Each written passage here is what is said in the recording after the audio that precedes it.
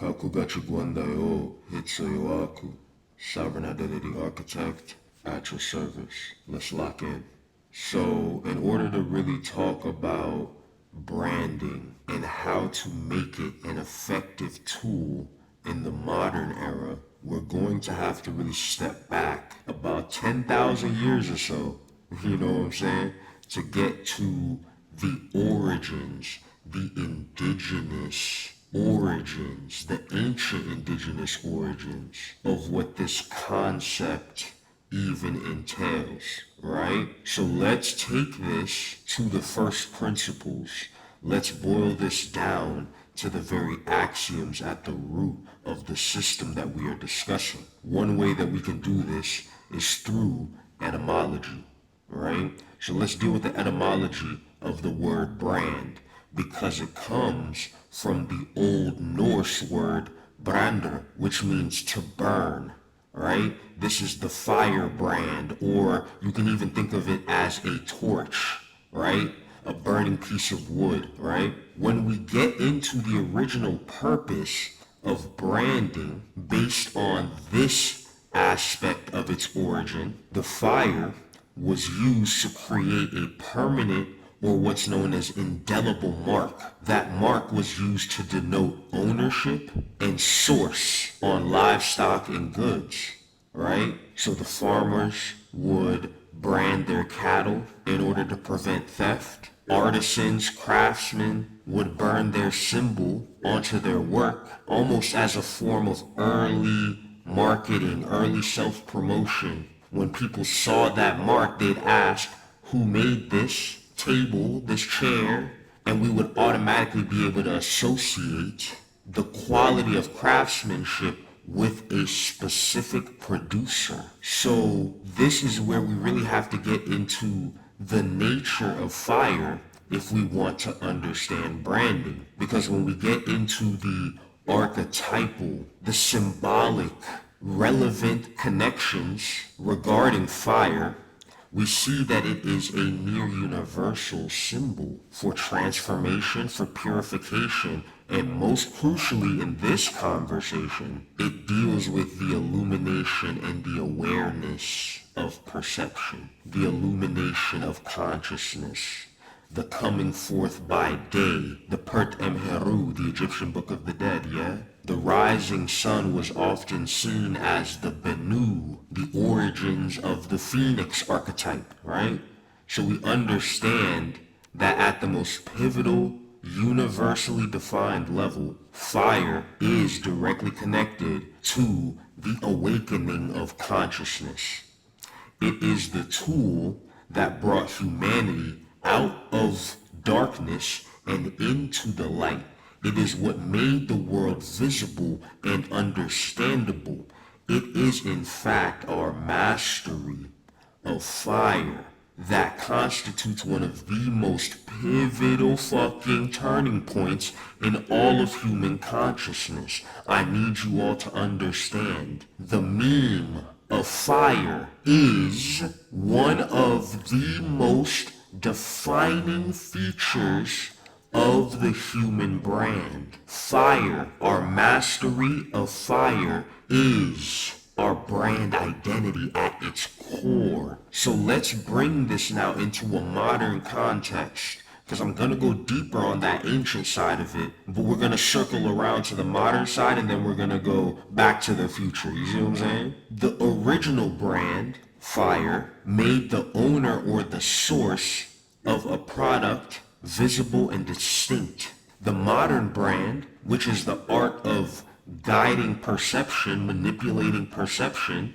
shaping and steering perception, makes a product's identity, values, and promises visible and distinct in the crowded marketplace. It cuts through the darkness, the noise, the static of competition and uncertainty to create a clear path, a clear point of awareness within a consumer or a client's mind. So just the same way that fire gives clarity and the power to see, a good brand in the modern sense is designed to give the client or the consumer or the community clarity and the power to choose. They also give the feeling of knowing the product's true essence. I need you to understand, people don't buy products at all. They buy associations.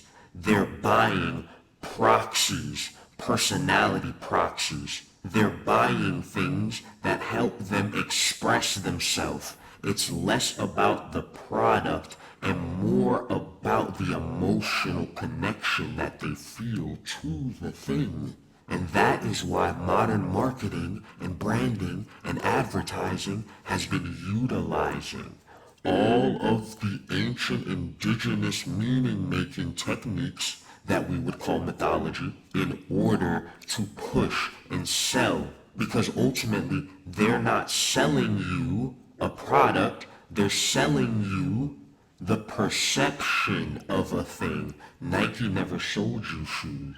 They're selling you transcendence via victory. They're selling you the power to overcome obstacles.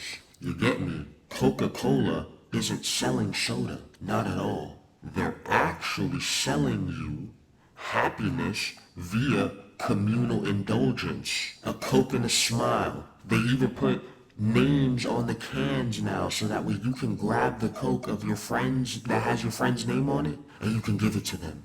Do you understand now? They're not selling you the product, they're selling you ideals and archetypes. The modern brand aims to be the torch, the firebrand. You are looking to be the Prometheus that lights up your community's mental scape, your audience's mental scape, guiding their perception toward a singular defined idea. That is the origin of branding. And since I spoke about Prometheus, let's delve even deeper into that mythological stance to again see how branding and our mastery of fire is ultimately the defining feature of the human product, the human catalog. So Prometheus steals fire from the gods, right? In some accounts it's from Hephaestus's forge. In other accounts, it's from the chariot of Apollo, the chariot of the sun. This fire becomes the ultimate branding tool. It becomes the mechanism that permanently marks humanity as distinct and separate from the animals. Our mastery of fire is what differentiated the human brand from the rest of the living ecosystem. It gave us illumination and power. This is the point that ultimately changed human development forever, because this fire was more than just physical heat and light. It symbolically represents what the Greeks called techne, which is skills, crafts, and the arts. It allowed humans to forge tools, cook food, and build shelters. This fire, this techne, this creative spark and impulse that we now symbolize using the light bulb, you get me? This is how we learn to apply reason and skill to the world. Understand that a tool is an extension of one's inner will into the environment in order to create a particular change in said environment. This again is ontological engineering. This is aesthetic manipulation. Prometheus' gift of fire to humanity fundamentally rebranded us in the eyes of Zeus and the greater cosmos as a whole. Humanity could no longer be seen as a subservient beast of burden slave race. They were beings with true ontological identity. They were real. They had brought themselves into a level of the game where their imagination, their decisions and their potential for creative output could spell the end of reality as the gods knew it up until that point. So understand that this whole entire myth is about guiding perception. Prometheus in this myth wanted the gods to perceive humanity as worthy, even as Zeus wanted to keep them in the dark. Does this sound familiar? Does this sound just like the Christian mythos, where early humanity was told not to consume from the tree of knowledge, for they would die? But then the snake comes and says, eat from the tree and ye too shall be gods. Isn't this the same exact story? The descent of illumination onto the human species, the inner revelation of the creative fire, the soul. I need you to understand that a successful brand, just like this fire, changes how the world perceives the object it marks. When Fiji slaps their name on a bottle of water, you look at it different than you would if that bottle of water was just unlabeled. You look at it different. You're more likely to drink that bottle of Fiji water than you would be to drink that exact same bottle unlabeled. Interesting. So let's get into what Prometheus earned himself for essentially rebranding humanity. He was chained to a rock for an eagle to eat his liver daily. That alone itself is an indelible yet very painful brand that he took on for his own defiance against the gods, against Mount Olympus. This punishment becomes the permanent mark that's used as a warning from Mount Olympus to anyone who challenges their status quo. Does this sound familiar? Does this sound like how corporations and government and the military-industrial complex tends to operate right now? So what you're seeing here is a form of negative branding. They have essentially cast the archetype of the rebel in such a way that makes it aversive, offensive to the general population, so they don't try it themselves. So please understand that in this light, in this framing of the Prometheus myth, it isn't just about getting a tool, a technique, a technology. It's about the defining, permanent shift in identity and awareness that the tool creates. The revelation of the mechanics of fire to humanity is the most significant rebranding event in our mythology, in our anthology. And this is why the primal ontological loop branding system that I have rediscovered, resurrected from deep in the bowels of the archetypal narratives, the many archetypal narratives that our ancestors have left for us to build upon. That's why this system starts tool first, utility based. It wasn't until we were able to utilize fire that we were rebranded by fire. Branding itself is tied to this very concept. So that means that there was no human brand until we mastered fire. This is why I deal in utility-driven, identity-first branding, because it is our mastery of the tools. It is our mastery of tool creation. It is our mastery of world building that identifies us as human and differentiates us from the rest of the animal kingdom, who does not have this level of advanced manipulation capability on the ontological, aesthetic, and epistemological levels.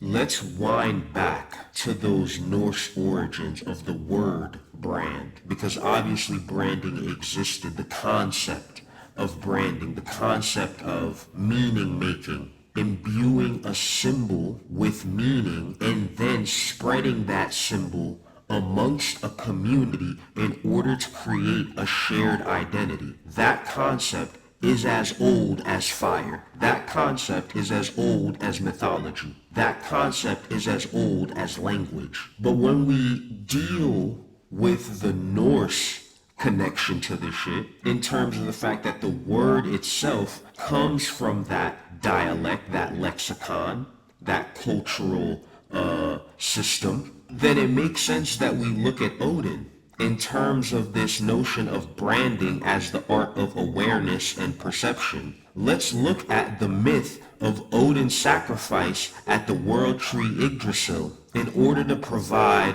just a little more nuance, a little more sauce to this well-cooked meal that is being presented to you at this moment. Because this idea forms the true identity, the ultimate brand, the concept of forging oneself, one's identity through suffering, illumination, and indelible self-marking. Odin hangs himself from the world tree, pierced by his own spear for 9 days and 9 nights.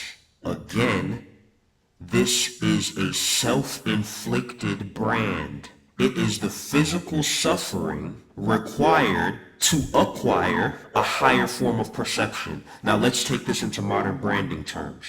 Because in modern branding, they tell you that you want to build your entire brand around solving a pain point within a particular niche. A pain point. Didn't I just say Odin pierced his own side with a spear while hanging himself from the world tree? He was focused on a particular pain point and overcoming that pain point in order to gain a higher form of perception. When we talk about the word niche, it's interesting that we use the word niche in branding, marketing, and advertising because that word is uniquely and utterly connected to the science of ecology, the science of environmental systems. A niche is a particular role that an organism plays within an ecosystem in order to help sustain and maintain the overall balance and health of that ecosystem. You're very familiar with different forms of niches. You might know it as the food chain. Some animals fall in the niche of prey. You know, first order producers, first order consumers, second order consumers, primary, secondary, tertiary. You know, these are the different niches that exist. Some animals are vegetarian. Some animals are herbivores, I should say. Some animals are insectivores. They only eat other insects. Some animals are omnivores. They'll eat everything. They'll give everything a little taste. Some animals are carnivores and they only like flesh. But yet each one plays a particular role in the overall environment that helps that environment sustain and maintain itself over a long period of time. So here we are at the world tree, the tree of life, which could also be symbolic of the biological tree of life, the 5 kingdoms of biological life. Odin hangs himself from this tree in order to overcome a pain point. He is literally marking himself with agony while transforming his physical state to access a spiritual one. So again, in modern terms, this is paying the ultimate price to gain a distinct and powerful brand identity. In Odin's case, that brand is that of the All-Father who has stared into the abyss of non-existence and lives to tell the tale. That tale becomes the narrative foundation of every brand campaign, every marketing campaign, every advertising campaign needs that story, the overcoming of a pain point. That is what builds trust in the audience. You have to show them that there is a way, and you have to prove that you survived for real, and that's why Odin had to mark himself. He had to brand himself around the thing he survived. So let's talk about the ultimate reward that Odin received for paying the ultimate price to differentiate his brand, because that reward is known as the runes. And these runes weren't just a system of letters. Get that out of your fucking head. That's some goofy shit. These are symbols. And we know that symbols bypass the conscious mind and directly interact with the subconscious unconscious layer. This is why every brand comes with a logo.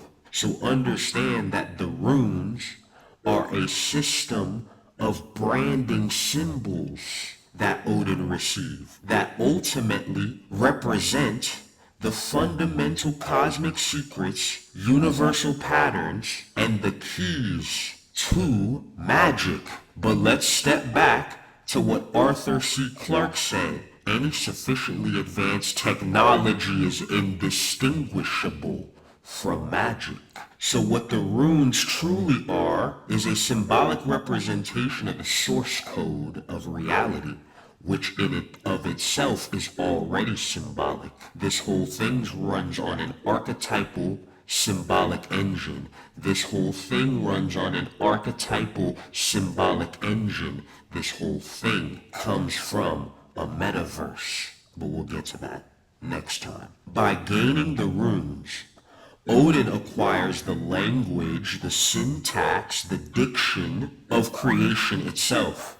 Does that sound familiar? Sounds like the logos. I didn't say logos, I said the logos, when God was the Word and the Word was God. Interesting that those two concepts share such relevance to one another, although the Greeks defined the logos as more than just the word. The logos is the entire encapsulation of an archetype in its totality. So when we deal with the runes as the language of creation itself that Odin receives as payment or reward for the sacrifice that he made to differentiate his brand, what we now need to understand is that the revelation of the runes constitutes what we could call the ultimate form of information branding. He now possesses the unique, the powerful, and the deeply hidden IP of the cosmos. He now understands the most guarded intellectual property that the universe can offer, the very language of the creative act itself, which he then promptly uses to define and shape the world in his own image. This is also very funny because not only did Odin pierce his side, he branded himself, he marked his pain point, he also sacrificed an eye. An eye for an eye. Isn't branding the art of perception? So in order to gain a higher perception, he had to sacrifice a piece of his normal, mundane, earthly perception. Odin sacrificed pieces of his worldly sight in exchange for a deeper insight. He gave up one form of perception, one form of branding, in order to gain a more transcendent one. And in the very moment that he sees the runes, he is reborn. In the moment that he grasps the tool, his identity is permanently shifted from that of a powerful god to that of the wisest god in his entire pantheon. He becomes the god of ecstasy, poetry, and magic. In that moment, his new identity, his new brand, was built on his entire willingness to sacrifice, to endure, in order to gain a hidden awareness that others did not want to gain for themselves. But through this very radical act of differentiation, he becomes the most powerful brand amongst all of the brands, vying for attention, for worship, for praise, for veneration. Do you get me? Do you understand now? This is how you cut through the static. This is how you cut through the oversaturation of the modern market. Odin taught you the game if you were just willing to listen. So here are all the necessary correspondences to tie this thing up with a pretty bow. When Odin is hanging on Yggdrasil, the world tree, that is representative, that is symbolic of defining a niche, defining a unique point of view. A brand must endure the discomfort of being unique and alone to gain transcendent power in the modern market. When Odin pierces his own side with his own spear, that is symbolic of the necessity for authenticity and commitment, because a brand must be willing to wound itself. It must be willing to sacrifice resources, time, and comfort in order to stand true to its core values. In order for you to stand on business, you're gonna have to make some motherfucking sacrifices. Get over it. When Odin gains the knowledge of the runes, that is symbolic of acquiring a unique value proposition. The unique value proposition is not just some cool feature in your product. It is the fundamental systemic code that makes a brand distinct and powerful. Please understand that your unique value proposition is in no way, shape, or form separate from your unique point of view. They derive from one another. Your unique point of view is what's going to bring you your unique proposition. When Odin sacrifices his eye, that is symbolic of the clarity of focus needed to gain true insight within the market. The brand has to sacrifice distractions. Again, that's the worldly sight. You have to sacrifice buying into all of the market hype and focus solely on the essential purpose that your brand is here to serve. So please understand and take heed. Open up your motherfucking ears. Odin's myth suggests that the most powerful form of branding isn't about simply making a fucking product. It's about a self-chosen identity-defining ordeal that opens up and grants an incredible level of transformational awareness and authority, aka sovereignty. Live and direct from the mothership. This not gonna be on some other shit. Hitsuyoaku, sovereign identity architect, at your service. Orewa kakugachi guandayo. Translation, I'm built different. And before I go, don't forget to like, share, comment, subscribe, and most importantly, if you are a creator, a founder, a disruptor, an innovator, a ethical entrepreneur looking to take your brand back to the future, then the information's on the screen. Hit me up. Let's work together. Let's make your dream an engineered reality. Peace.